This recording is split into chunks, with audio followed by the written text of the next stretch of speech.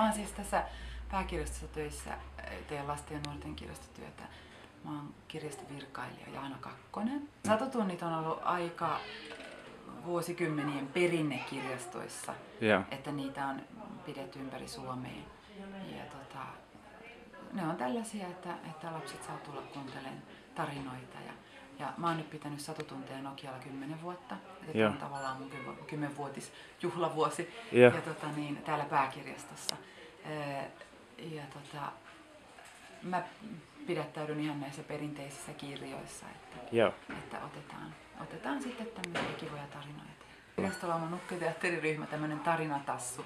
Ja sitten aina valmistellaan, yleensä tällainen satutunnin päättäjäiset pidetään keväällä, niin sinne on sitten nukketeatteriesitys valmistellaan. Ja tänä vuonna on semmoinen Mimmi, Lehmä ja Varis. Eli se on niinku päättäjäinen tälle? Juu, ja sitten taas syksyllä jatkuu? Syksyllä jatkuu taas, kesä on välissä ja syksyllä jatkuu. Ja sitten jouluna meillä on yleensä aina sit joku jouluaiheinen päättäjäinen. Tämmöiset lukukauden päättäjistä vietetään aina, että se on vähän ekstraa sitten.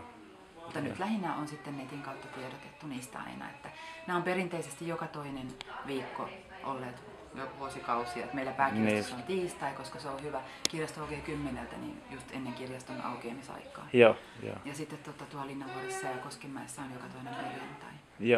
Meiltä on toivottu iltasatutunteja, mikä olisi hienoa. Mä oon muutamia pitänyt, aina on ollut vähän jotain teemaa.